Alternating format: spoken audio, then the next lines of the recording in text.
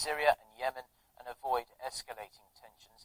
According to his spokesman, Ban spoke with Saudi Arabia's foreign minister via phone on Monday and said that last weekend's attack on the Saudi embassy in Tehran was deplorable, but added that the announcement of a break in Saudi diplomatic relations with Tehran was deeply worrying. Ban made the call a day after he spoke with Iran's foreign minister on Sunday.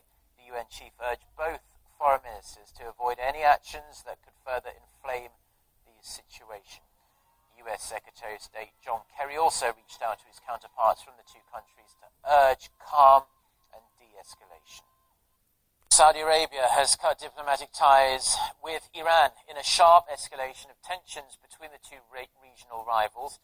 The move follows the kingdom's execution of a prominent Shia cleric. Son Jong-in has the details. Saudi Arabia's Foreign Minister Adel Al-Jubeir told a news conference on Sunday that they were giving the Iranian diplomatic mission and related entities 48 hours to leave the kingdom. We are determined not to allow Iran to undermine our security. We are determined not to let Iran mobilize or create or establish terrorist cells in our country or in the countries of our allies. The statement comes after an attack last weekend on the Saudi embassy in Tehran. Iranian protesters set fire in the building during a demonstration against Riyadh's execution of a prominent Shia Muslim cleric on Saturday. Sheikh Nimr al-Nimr was a driving force of the anti-government protests that broke out in 2011 in Sunni-ruled kingdom's east, where the Shia minority complains of marginalization. He was executed along with 46 others who were convicted of terror-related offenses. On Sunday, protesters took to the streets again in Iran as well as in Iraq. Iranian President Hassan Rouhani said al-Nimr's execution violates human rights and Islamic values. But in what appeared to be a move to calm tension, he said the mob attack on the Saudi embassy was by no means justifiable. The international community is concerned the protests could exacerbate sectarian tensions in the region when they urgently need to be reduced. Saudi Arabia and Iran have long been at odds, but their ties have strained even further in recent decades over various issues, including Iran's nuclear program and the deaths of Iranians at the Hajj pilgrimage in 1987 and again in 2015. 손정인, 아리랑 뉴스. From the main opposition party. It happened last month, but the move is still hurting the Minju Party of Korea. His fellow co-founder called it quits too, dealing the party another deadly blow with a general election not too far away. Lee Soo-eun has our top story. Another Top Gun is leaving the main opposition party. On Sunday, Representative Kim Han-gil announced she's leaving the Minju Party of Korea.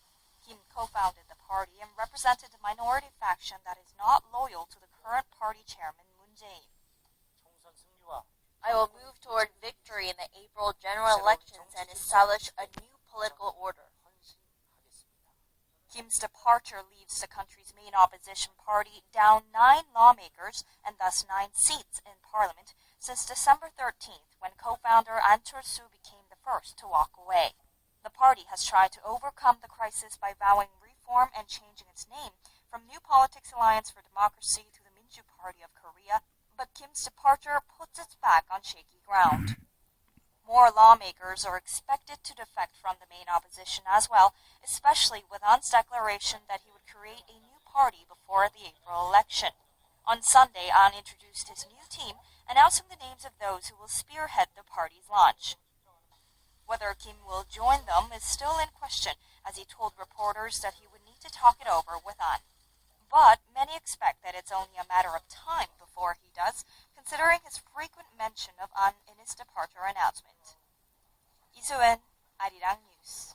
Clearly see behind me, Korea is suffering bad air conditions yet again on this Monday, which is of course the first workday of the new year, and this is due to a dense layer of smog from China. Fine dust advisories have been issued for Incheon and 5 other provincial areas across the country, including Gyeonggi, Gangwon, Chungcheon, and Gyeongsangbuk-do. The National Institute of Environmental Research says fine dust levels are bad nationwide, except for Gyeongsang-Namdo province, where levels are just average. Korea's southernmost Jeju Island is seeing very bad levels of fine dust as we speak. If the amount of fine dust exceeds 80 micrograms per cubic meter, the levels are said to be bad. If they top 150, levels are considered very bad. Clear skies are expected, though, fortunately, to return from this Monday afternoon. This is because of winds blowing in from the northwest. An annual gathering for business and political leaders at the presidential office of Cheongwade as part of her focus for the new year. She urged them to serve the public and help the Korean economy forge ahead with its growth momentum. We're joined now by our Song Ji-sun with more details. Ji-sun, it seems reform continues to be the key word for the year 2016. That's right. Innovation for the future generation was the slogan for this year's kickoff meeting. President Park Geun-hye warned that the Korean economy would face a difficult situation without change and innovation. Identify the challenges facing the Korean economy, like slowing Chinese demand and a sluggish global economic recovery. President Park stressed reforms could prevent such crises. Would Parliament get to pass a package of reform and economy-reviving bills? She said the nation must unite to create growth engines for future generations and the next 30 years to come, adding that politicians must work on reforming themselves first. 정치가 국민을 위한 일에 앞장서야 하고 국민의 민생에 모든 것을 걸어줘야 합니다. 저는 지금 정치권이 스스로의 개혁에 앞장서서 변화하여야 한다고 생각합니다. Ruling party leaders and business figures were among those present at Monday afternoon's event. But Opposition Party Chairman Moon Jae-in and floor leader Lee Jong-gol did not attend the meeting, citing the current parliamentary standoff between rival parties. In response to the President's call, National Assembly Speaker Chung Ui-hwa proposed harmony and reconciliation to overcome current state of division and conflict. Back to you.